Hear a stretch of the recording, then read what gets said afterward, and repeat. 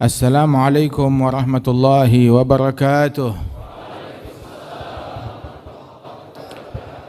Alhamdulillah, kita bersyukur kepada Allah Subhanahu wa taala yang mengumpulkan kita di tempat yang paling mulia, di rumahnya Allah.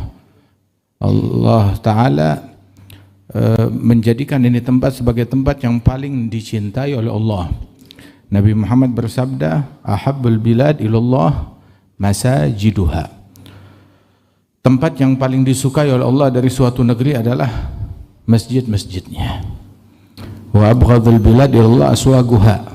Dan tempat yang paling dibenci oleh Allah dari suatu negeri adalah pasar-pasarnya. Kenapa? Sebab ketika di masjid menjadi tempat yang paling disukai oleh Allah. Karena di situ ada orang-orang yang disukai oleh Allah, yang mengerjakan hal-hal yang disukai oleh Allah. Ketika mereka mengamalkan amalan yang disukai oleh Allah, jadilah orang itu orang-orang yang dicintai oleh Allah, hatta uhibbah. Dan keberadaan mereka, kemanapun mereka pergi, tempat yang mereka pijak menjadi tempat yang disukai oleh Allah Subhanahu wa ta'ala. Itu makna ahabbul bilad ilallah masajiduha. Tempat yang paling disukai oleh Allah dari suatu negeri, masjid-masjidnya. Karena di situ ada orang yang dicintai oleh Allah, yang kerjaan mereka adalah amalan yang dicintai oleh Allah Subhanahu wa taala. Wa abghadul bilad ilallah aswaguha. Tempat yang paling dibenci oleh Allah dari suatu negeri adalah pasar-pasarnya. Loh, kenapa? Sebab di situ ada orang-orang yang mereka menjadi orang-orang yang dibenci, dimurkai oleh Allah karena melakukan perbuatan yang dimurkai oleh Allah Subhanahu wa taala. Mereka melakukan praktek riba, mereka melakukan penipuan, mereka melakukan sumpah palsu, mereka melakukan mencurangi timbangan dan lain sebagainya. Ketika mereka melakukan perbuatan yang tidak baik di pasar, mulai dari transaksi yang terlarang, ataupun pandangan yang diharamkan oleh Allah Ta'ala, ataupun kebohongan, berbohong dalam menjual, ataupun bersumpah. Ada orang kalau mau dagang sesuatu, wallahi, demi Allah, mau dagang aja tuh, yang didagangin cuma es, tapi pakai sumpah. Yang didagangin kopi, tapi pakai sumpah. Yang didagangin minyak wangi, wallahi, sumpah. Begitu. Subhanallah. Apalagi sumpahnya sumpah palsu lagi. Wallahi gak luntur juga katanya. La haula wala quwwata illa billah.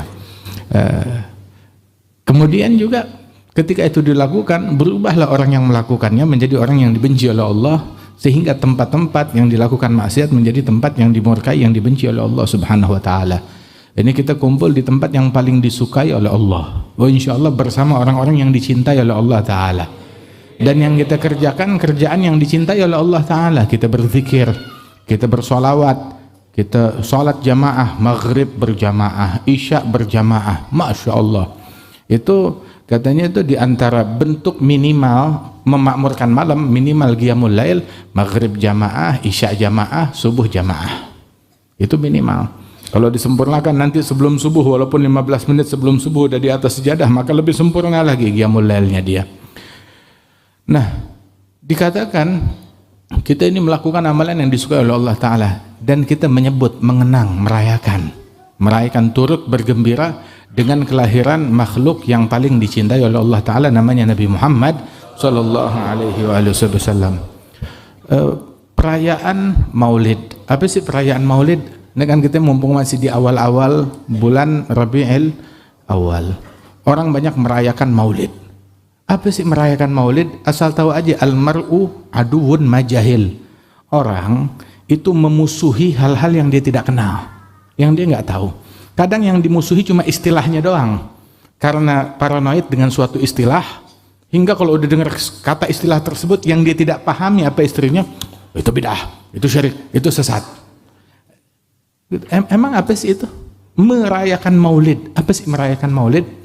Merayakan Maulid adalah mengungkapkan kegembiraan atas kelahiran Nabi Muhammad. Nabi lahir, ente girang nggak? Ya, girang. Masalahnya kalau ada orang Islam nggak senang Nabi lahir, nah lu bagaimana masuk Islamnya? Nggak kebayang kan? Oh, saya gembira.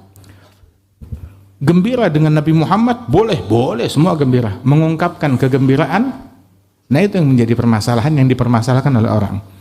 Secara akal, kalau ada kita punya anak, lahir anak kita boleh bergembira, boleh mengungkapkan kegembiraan atas kelahiran anak kita dengan senyum, ya, atau dengan tertawa, atau dengan alhamdulillah, begitu bersukacita, boleh nggak? Boleh. Jangankan anak yang lahir, kucing lahir aja kita boleh mengungkapkan kegembiraan. Ayam bertelur boleh, kambing beranak boleh, begitu, apalagi anak kita yang lahir. Maka bagaimana halnya kalau yang lahir adalah Nabi Muhammad Sallallahu Alaihi Wasallam? Kenapa nggak boleh bergembira? Kalau kambing lahiran boleh, kucing lahiran boleh bergembira, ayam bertelur boleh bergembira, begitu. Tapi kalau Nabi yang lahir nggak boleh bergembira. Gembira dengan lahirnya Nabi itu bid'ah. Kamu gembira dengan lahiran kucing boleh, lahirnya Nabi nggak boleh, nggak boleh. Makanya kan kalau dipikir-pikir sakit jiwa nih orang, nggak waras deh. Kalau dia sendiri juga kalau diajak begitu, oh iya kayaknya saya kurang waras gitu. Gitu, kasih nomor telepon psikiater dia. Kata gembira, kegembiraan dengan ketaatan adalah hal yang baik. Gembira, bersukacita dengan Nabi Muhammad adalah sebuah yang baik. Qul bi fadlillahi wa bi rahmatihi fabidzalika fal yafrahu. Katakanlah, hendaknya kalian bergembiralah kalian dengan anugerah Allah, dengan rahmat Allah. Falyafrahu, bergembiralah dengan anugerah, dengan rahmat Allah. Rahmat Allah yang paling gede siapa? Nabi Muhammad. Beliau bilang, innama ana rahmatun muhdaah. Aku rahmat yang dihadiahkan buat kalian. Kemudian juga wa ma arsalnaka illa rahmah. Sallallahu alaihi wasallam. Kemudian juga Rasul sallallahu alaihi wasallam itu adalah fadlullah, anugerahnya Allah. Di antara namanya Nabi Muhammad itu fadlullah, anugerah dari Allah Ta'ala kepada umat ini. Dan kita disuruh bergembira dengan rahmat Allah, bergembira dengan anugerah Allah. Termasuk rahmat dan anugerah Allah adalah Nabi Muhammad sallallahu alaihi wasallam. Itu satu. Terus juga sahabat, waktu Nabi Muhammad datang ke Madinah, mereka bersuka cita, bergembira. Gembira ketika Rasulullah datang ke Madinah. Dan gak ada yang bilang, gak boleh gembira dengan datangnya Nabi Muhammad. Perasaan yang waktu itu bersedih dengan kedatangan Nabi Muhammad, umat Yahudi, musyrikin, ya sedih. Tapi muslimin semuanya senang. Segitu juga masyarakat Yahudi banyak yang antusias dengan kedatangan Nabi Muhammad. Penasaran. Dan orang-orang, hatta musyrikin penasaran tentang Nabi Muhammad. Subhanallah, yang sedih waktu itu ya iblis, setan. Kenapa ya orang pada gembira dengan lahirnya Nabi, dengan datangnya Nabi Muhammad. Sayyidina Anas bin Malik, dia bilang ada 2 hari yang paling berkesan dalam hidup saya. Dan kedua hari ini sangat kontras. Yang pertama adalah yaum dakhal Rasulullah sallallahu alaihi wasallam al-Madinah, istanara minha kullu syai'. Hari di mana Rasulullah masuk ke kota Madinah, itu hari yang paling menyenangkan, menggembirakan dalam hidup saya. Itu rasanya Madinah itu semua yang ada di Madinah menjadi bercahaya. Auranya beda. Bagaimana tuh auranya beda?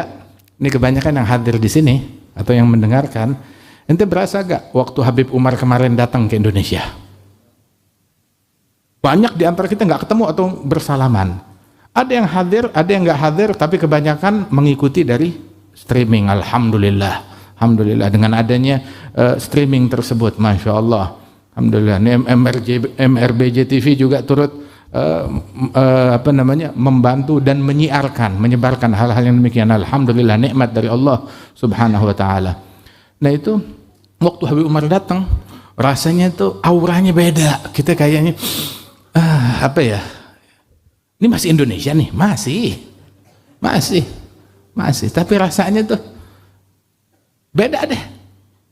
Yang ngerti itu cuma pecinta doang. Alhamdulillah. Nah itu Sayyidina Anas bilang, lu bayangin Nabi datang ke Madinah, segala yang ada di Madinah rasanya tuh menjadi bercahaya, nikmat. Sudah segala sesuatu di Madinah. Istanar minha kullu syai'. Terus kata Sayyidina Anas, dan hari yang kedua yang enggak terlupakan, yaum mat fihi Rasulullah, hari wafatnya Rasulullah. Hari wafatnya Rasulullah, adzlama minha kullu syai'. Ketika Rasulullah wafat, semua yang ada di Madinah rasanya gelap gulita. Gelap gulita. Udah enggak nafsu apa-apa. Begitu wafat Nabi Muhammad SAW, sampai Sayyidina Bilal enggak kuat lama-lama tinggal di Madinah. Kenapa? Enggak bisa hidup lama-lama di Madinah. Kenapa nggak bisa hidup? Mau makan nggak bisa, nggak nafsu makan. Mau tidur nggak bisa, nangis mulu. Jalan di jalanan, mau jalan juga nggak bisa. Lagi jalan, ngelihat batu nangis. Kenapa? Saya pernah duduk di batu ini sama Nabi. Ngelihat pohon, nangis. Lemes. Kenapa? Saya pernah bernaung di bawah pohon ini sama Nabi Muhammad. Lewat suatu gang, ngedeprok di gang tersebut. Tahu nggak tuh ngedeprok tuh? Duduk tersungkur di gang tersebut. Loh kenapa? Saya pernah lewat di jalanan ini bersama Nabi Muhammad sallallahu alaihi wasallam. Nangis. Adzlama minha kullu syai'. Itu khalas, segala sesuatu itu mengingatkan dengan Nabi Muhammad. Hingga Bilal bilang pindah. Dia ngungsi ke tempat yang lain. Karena enggak kuat. Segala sesuatu yang ada di Madinah mengingatkan beliau dengan Rasulullah sallallahu alaihi wasallam. Dan inilah ada tempat-tempat tuh al-makan bil makin. Tempat tuh tergantung dari siapa yang duduk di tempat tersebut. Bayangin ini tempat yang dipijak oleh Nabi Muhammad. Sampai tuh Sayyidina Al-Imam Malik bin Anas, Imam Darul Hijrah, gurunya Imam Syafi'i. Itu beliau di Madinah nggak mau pakai sandal dan tidak mau naik kendaraan, unta ataupun keledai. Dia bilang, kenapa nggak mau? Panas, kaki sakit. Di mana saya akan meletakkan sendal saya atau meletakkan kaki keledai saya? Di tempat yang pernah dipijak oleh telapak kakinya Nabi, atau dipijak telapak kakinya Jibril, atau dipijak telapak kaki sahabat Rasulullah SAW. Ini tempat suci, nggak berani saya. Gitu. Jadi dia kalau di Madinah tuh nyeker, nggak pakai sendal. Imam Malik bin Anas. Sampai itu dia tuh kalau mau buang air, itu dia buang air tuh, dia keluar dari batas kota Madinah. Nggak berani buang air di dalam kota Madinah. Subhanallah. Ngakalinnya bagaimana? Ya banyak puasa, sedikit makan. Jadi dia keluar itu dari kota Madinah, nggak mau menodai kota Madinah. Al-Imam Malik bin Anas, Imam Darul Hijrah, ta'zim kepada Nabi. Itu beliau, Al-Imam Malik, itu kalau sudah bawakan hadis di Masjidin Nabawi, dia menyampaikan hadis itu bersebelahan dengan pusaranya Nabi Muhammad, dengan makamnya Nabi. Dia bilang, haddatsani Nafi', saya diceritakan oleh Nafi'. Qala Nafi' haddatsani Abdullah bin Umar, gurunya Imam Nafi'. Qala Abdullah bin Umar sami'tu Rasulullah, atau qala sahib hadzal dharih, berkata orang yang dimakamkan di dalam kuburan ini, yakni Nabi Muhammad sallallahu alaihi wasallam. Subhanallah. Itu beliau kalau mau menyampaikan hadis Nabi Muhammad, ta'zimnya kepada Rasulullah, bukan cuma nggak pakai sendal di kota Madinah saja, tapi dia kalau mau menyampaikan hadisnya Nabi Muhammad, dia mandi, dia pakai baju yang paling bersih, pakai wewangian, kemudian dia duduk berbicara kepada hadirin dengan wagar, dengan sakinah, menyampaikan qala Rasulullah sallallahu alaihi wasallam. Dengan khusyuk dia sampaikan. Sekali saat dia lagi mengajar menyampaikan hadis Nabi, tahu-tahu tuh wajahnya berubah, merah kayak orang nahan sakit, pucat, merah lagi terus, kayak orang nahan sakit, gelisah deh.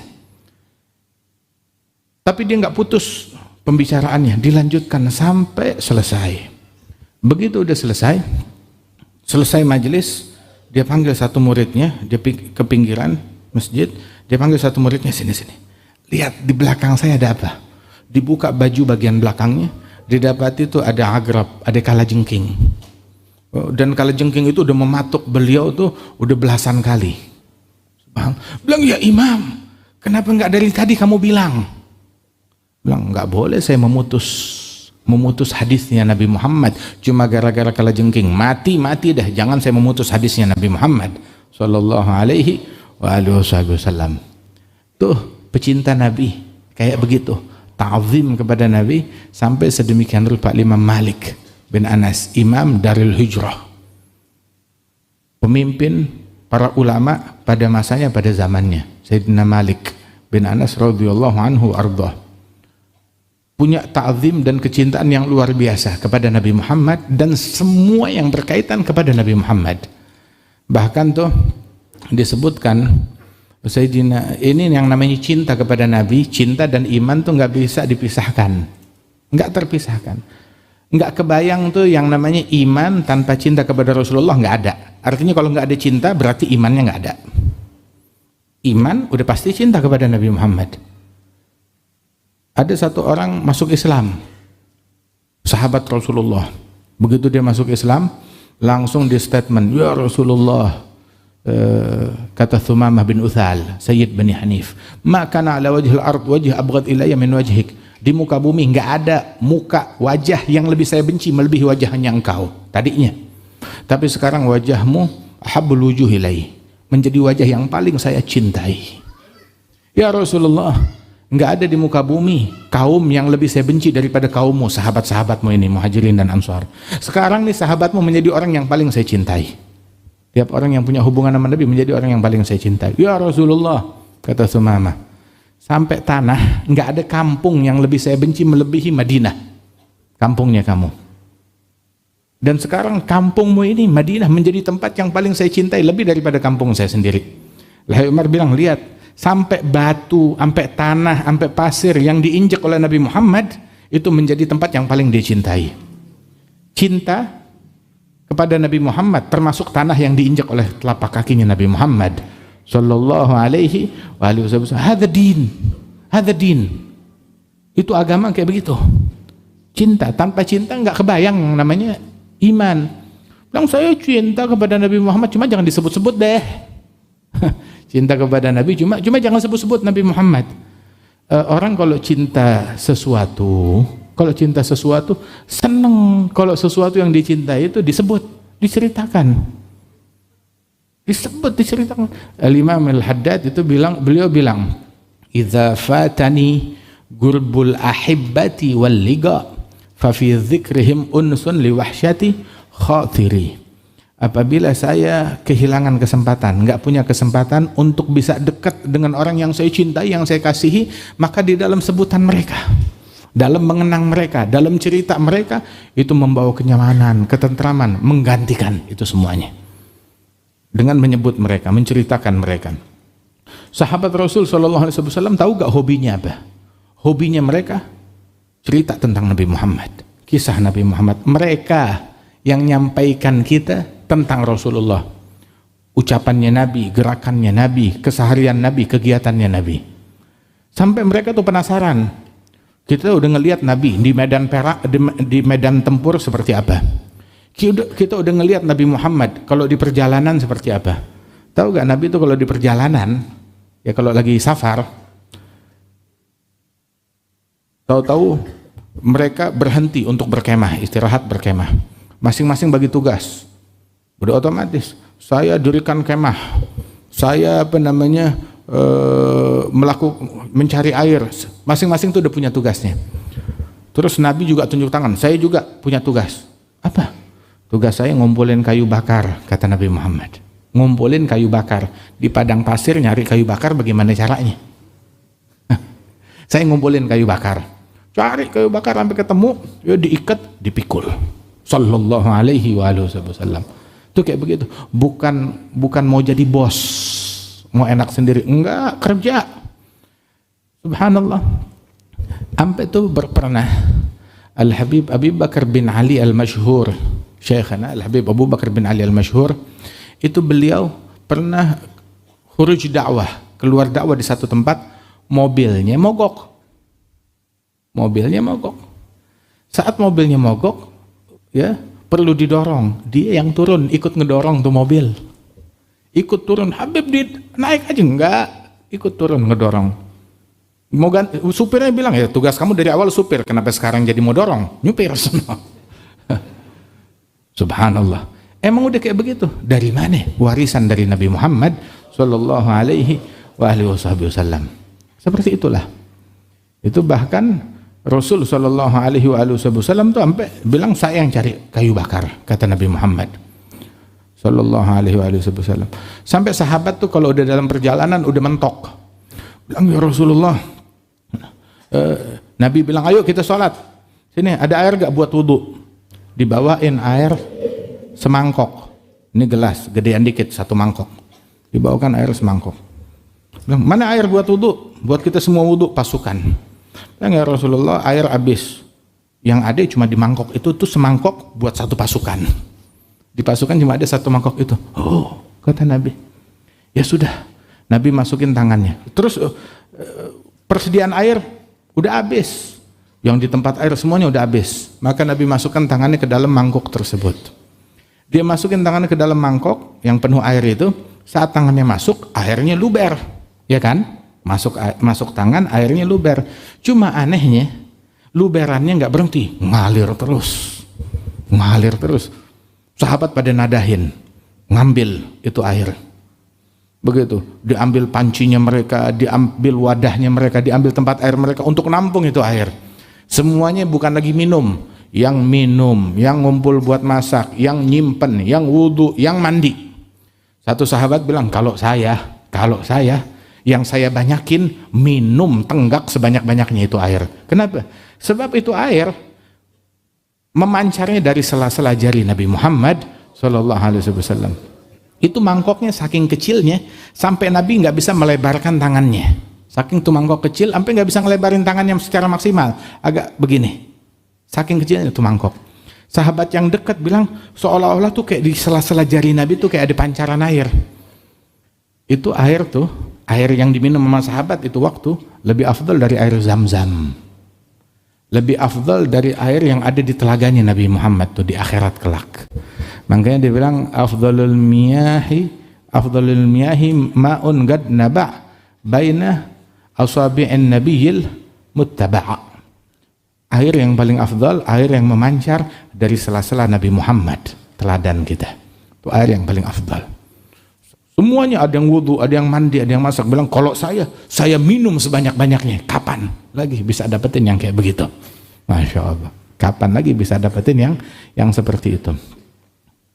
Nah itu Nabi Muhammad SAW, kejadian kayak begini itu ada berkali-kali. Ada yang kejadian yang seperti itu, ada kejadian yang waktu Nabi suruh ambil girbah dari seorang wanita. Wahakadha sallallahu alaihi wasallam. Dan Rasulullah SAW itu keseharian beliau itu dicari tahu oleh sahabat dalam safar, dalam perjalanan, dalam peperangan, di masjid. Cuma sahabat bingung, tinggal di rumah. Nabi di rumah tuh kayak bagaimana? Nggak ada yang tahu. Nabi bukain pintu. Nabi bilang, khudhu syatra dinikum an Humaira. Ambil setengah dari agama kalian dari Humaira. Ambil infonya dari Siti Aisyah. Masya Allah. Apa setengah dari agama? Yaitu informasi keberadaan Nabi di rumah kayak bagaimana. Itu ambil dari Siti Aisyah. Subhanallah. Sehingga sahabat, ulama-ulama sahabat, pembesar-pembesar sahabat datang kepada Siti Aisyah mau cari tahu Nabi kalau di rumah kayak bagaimana. Dibilang Nabi kalau di rumah ka'ahadina, seperti salah seorang kita. Nyapu, bersih-bersih. Rupanya bukan cuma kebiasaan Nabi itu untuk khidmat, bukan cuma di perjalanan doang. Terus di rumah jadi bos. Enggak.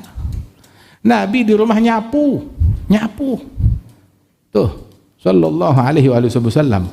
Makhluk yang paling afdal, manusia yang paling hebat, yang paling agung, di rumah nyapu, bersih-bersih. Wa yaqta'ul lahm ma ahli baitih. Ikut bantuin motong daging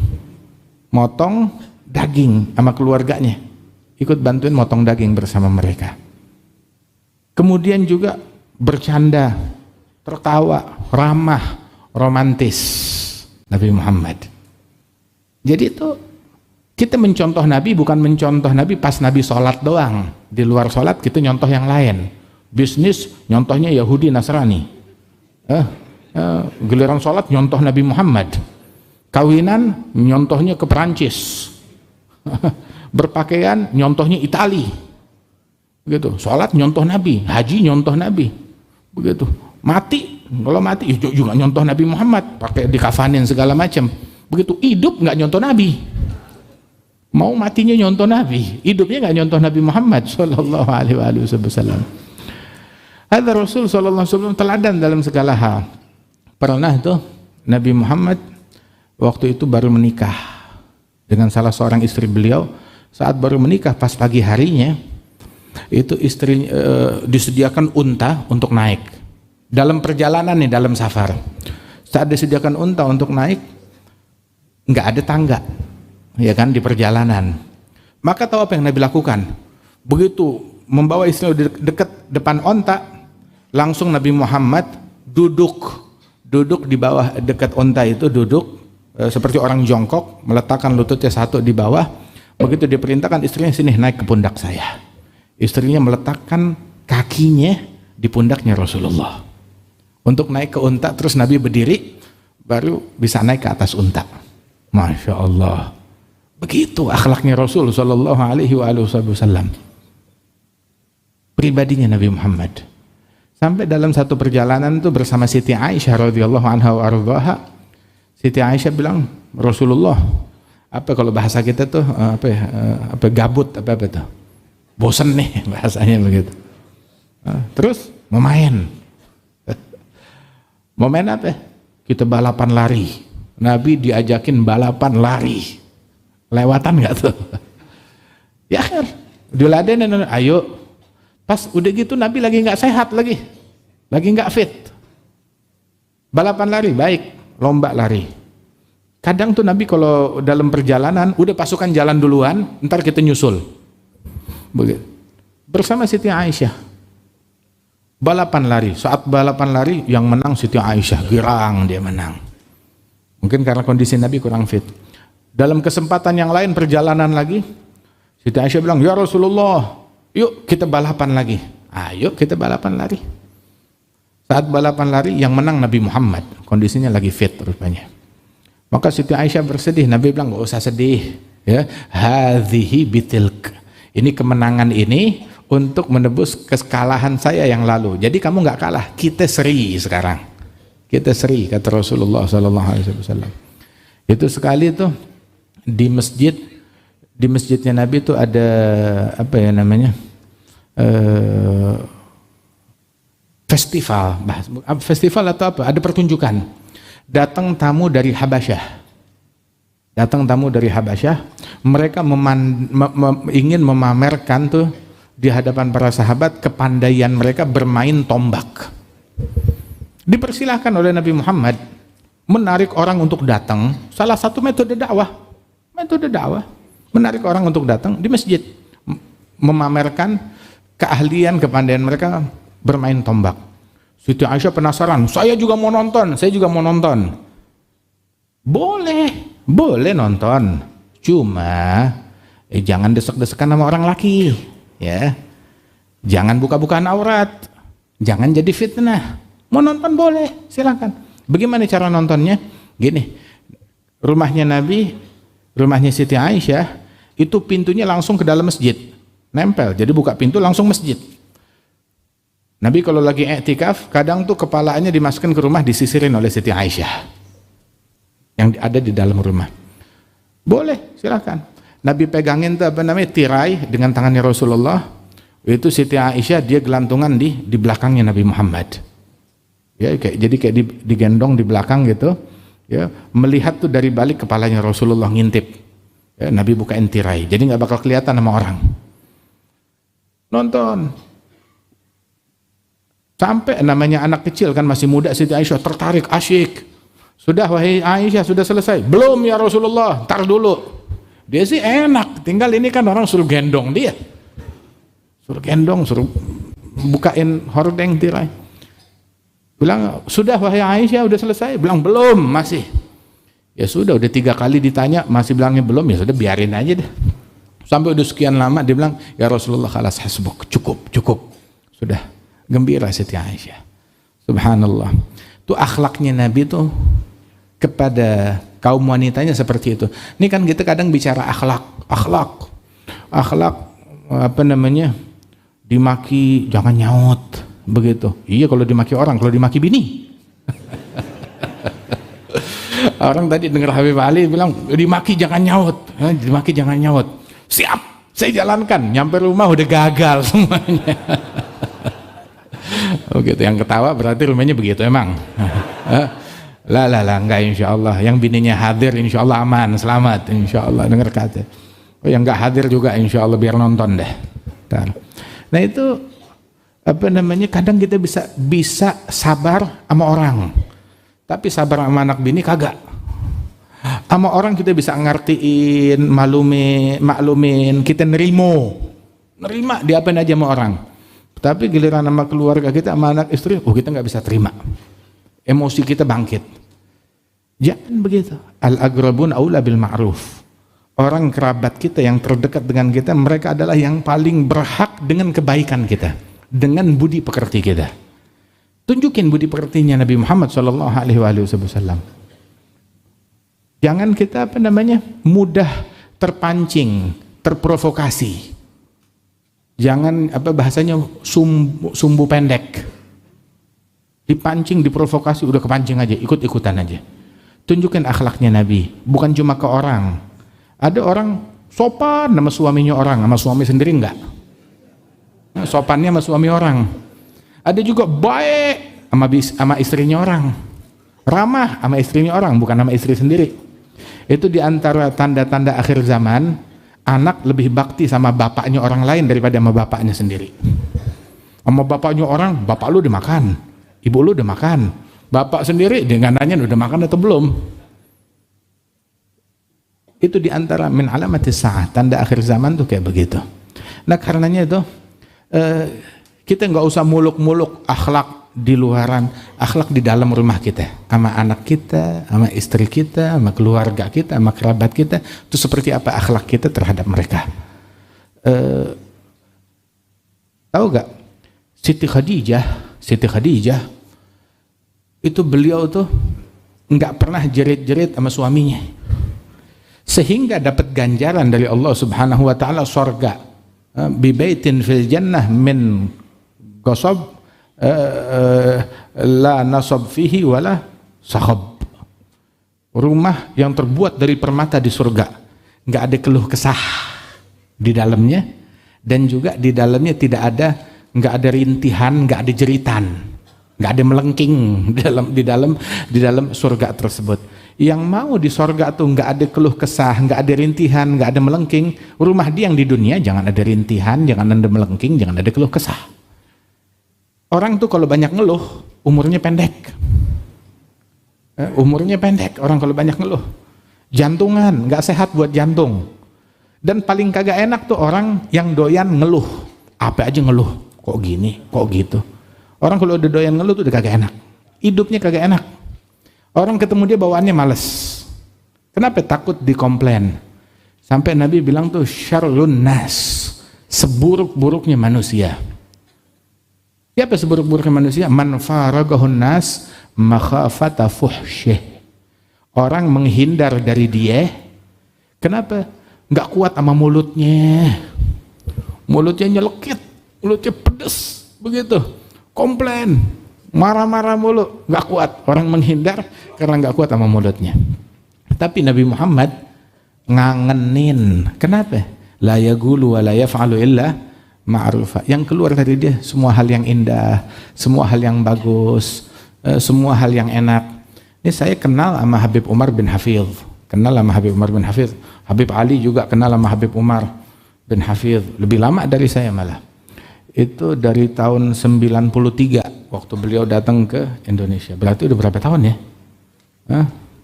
Udah 30 tahun. Sekarang tahun berapa sih kita? 2023. Apal. Kalau hijriahnya?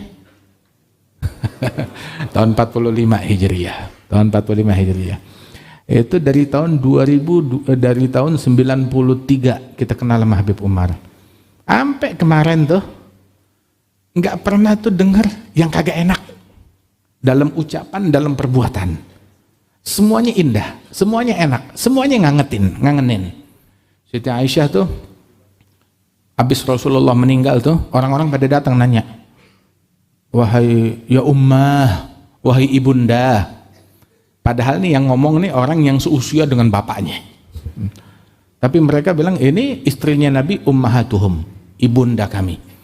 Ya ummah, wahai ibunda kami, ceritakan dong kepada kami ajab ma yakun min Rasulillah.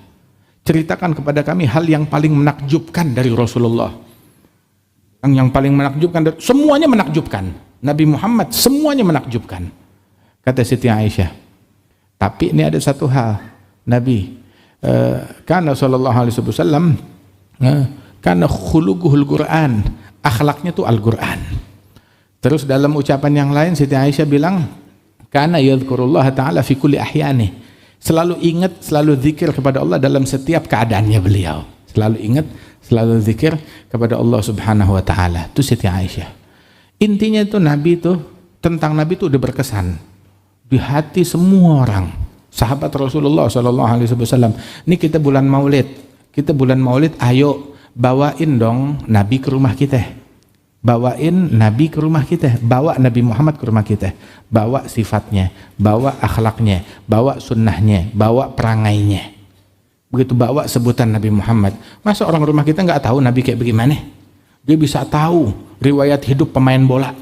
Dia bisa tahu riwayat calon presiden. Ya kan? Riwayat Nabi Muhammad dia nggak tahu. Dia nggak tahu. Tahu gak? Itu ditanya di kuburan kita. Itu di kuburan fil Bukhari, orang begitu masuk kubur ditunjukin gambar. Ma taqul fi hadzal rajul.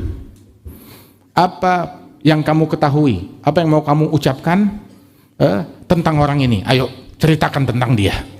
Nah, yang enggak doyan Maulid bagaimana mau ceritain? Kalau kita ditanya begitu, ada Nabi Muhammad. Mau tahu saya ngomong apa tuh? Kana khuluquhul Quran wa shimatuhul ghufran yamsahu lil insan yafsahu fil ihsan ya'fu 'anil dhanbi idza kana fi haqqihi wa sababihi idza dhi'a haqqullahi lam yagum ahadun li ghadabihi man ra'ahu badihatan habah idza da'ahu al miskin ajabah yaqulul haqqa walau kana murra wa la yudmiru lil muslimin ghishyan wala durra. Yang enggak doyan Maulid mau ngomong apa? Mau ngomong apa? Alhamdulillah, Masya Allah, Allah Ta'ala kumpulkan kita dalam cinta. Mudah-mudahan sebagaimana Allah Ta'ala hidupkan kita dalam cinta, dimatikan kita dalam cinta. Oh, ini malam kita beruntung. Masya Allah, adalah Habib Ali Zainal Abidin Al-Hamid hadir di tengah-tengah kita setelah perjalanan beliau. Berapa hari yang lalu perasaan saya di tempatnya beliau di Darul Murtada di Malaysia, di Setiawangsa, di tempatnya beliau. Kemudian kita melanjutkan perjalanan ke Kedah. Alhamdulillah ini malam bisa berkumpul lagi dengan beliau di sini di Masjid Raya Bintaro Jaya. Alhamdulillah, Masjid usis ala taqwa. Insyaallah diisi oleh orang-orang yang bertakwa. Dan enggak ada seorang pun yang keluar dari masjid ini melainkan bertambah takwa kepada Allah Subhanahu wa taala. Insyaallah ditambah kecintaan kita kepada Nabi Muhammad, diperkuat hubungan kita dengan Nabi Muhammad, dan Allah taala insyaallah dengan berkat Nabi Muhammad dijauhkan kita dari bala, dari sifat yang buruk, dari penyakit badan dan penyakit hati. Dan Allah Subhanahu wa taala insyaallah menjadikan kita umat yang membanggakan Rasulullah sallallahu alaihi wasallam. Allahumma adkhilna ma'ahul jannah fa innahu awwalu may yadkhuluha wa anzilna ma'ahu fi qusuriha fa innahu awwalu may yanziluha warhamna yawma yashfa'u lil khalaiqi fatarhamuha. Allahumma arzuqna ziyaratahu fi kulli sanah ولا تجعلنا من الغافلين عنك ولا عنه قدر سنة. اللهم لا تجعل أحد في مجلسنا اللهم لا تجعل في مجلسنا هذا أحدا إلا غسلت بماء التوبة ذنوبه وسترت بماء المغفرة عيوبه. اللهم إنه كان معنا في السنة الماضية إخوان منعهم القضاء عن الوصول إلى مثلها فلا تحرمهم ثواب هذه الساعة وفضلها. اللهم ارحمنا إذا سرنا من أصحاب القبور. اللهم ارحمنا إذا سرنا من أصحاب القبور ووفقنا لعمل صالح يبقى سناه على ممر الدهور. اللهم اجعلنا لآلائك ذاكرين ولنعمائك شاكرين وليوم لقائك من الذاكرين. أحينا بطاعتك مشغولين إذا توفيتنا توفنا غير مفتونين ولا مخذولين واختم لنا منك بخير أجمعين. صلي وسلم على هذا الحبيب المحبوب للأجسام والأرواح والقلوب وعلى آله وصحبه ومن إليه منسوب وآخر دعوانا أن الحمد لله رب العالمين بسر الفاتحة.